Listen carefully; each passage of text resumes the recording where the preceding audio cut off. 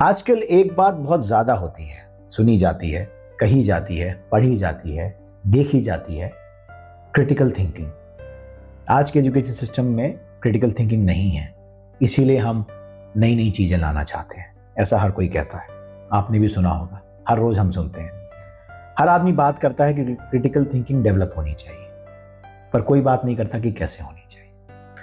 Critical thinking का जब आप लिटरल मीनिंग देखेंगे ना, तो उसका मतलब होता है सोच जिससे आप कोई महत्वपूर्ण निर्णय ले सकें। तो जब क्रिटिकल थिंकिंग की हम बात करते हैं तो उससे जुड़ी है डिसीजन मेकिंग, और डिसीजन मेकिंग की जब हम बात करते हैं तो उससे जुड़ी है प्रॉब्लम सॉल्व। अब ये होगी कैसे, होना कैसे चाहिए? क्रिटिकल थिंकिंग से टेक्नोलॉजी का कोई लेना देना नहीं है, कोई एआई का लेना देना नहीं है, कोई रोबोटिक्स का लेना देना नहीं है, कोई इनोवेशन का लेना देना नहीं है। कुल मिला के पढ़ाई लिखाई से इसका कोई लेना देना नहीं है। यह है आपकी व्यवहारिक सोच। सोच के देखिए, आपके ग्रैंडफादर, आपकी ग्रैंड मदर, उनमें जितनी क्रिटिकल थिंकिंग थी अच्छे में नहीं है। तो क्रिटिकल थिंकिंग का लेना देना कतई पढ़ाई से नहीं है। तो पहला कंसेप्ट तो आप ये क्लियर करें।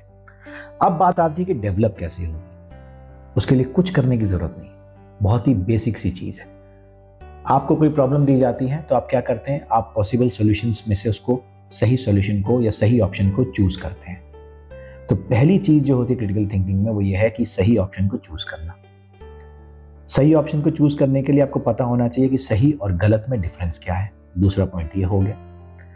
और तीसरा, किसी भी ऑप्शन को सही और गलत प्रूव करने के लिए आपके पास ऑप्शन होना चाहिए।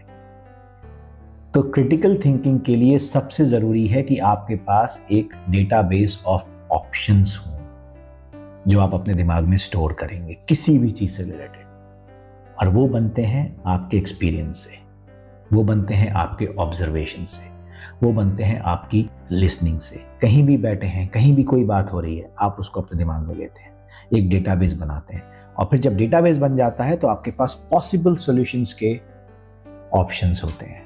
फिर आप उसमें से सही गलत चूज करते हैं और बेस्ट ऑप्शन पकड़ते हैं, और फिर आप अपना डिसीजन लेते हैं। फिर आपकी प्रॉब्लम सॉल्व होती है। सिंपल सा लॉजिक है, कुछ कॉम्प्लेक्स नहीं है, कोई रॉकेट साइंस नहीं है। सिर्फ कितना सुनते हैं और कितना देखते हैं, ये दोनों चीज अगर आप करते हैं तो बिलीव मी, आप क्रिटिकल थिंकर बन चुके हैं।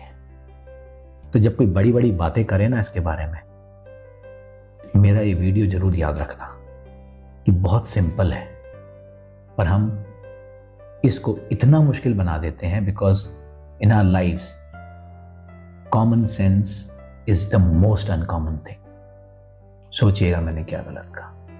बहुत बहुत धन्यवाद मुझे सुनने के लिए। नमस्कार, जय हिंद।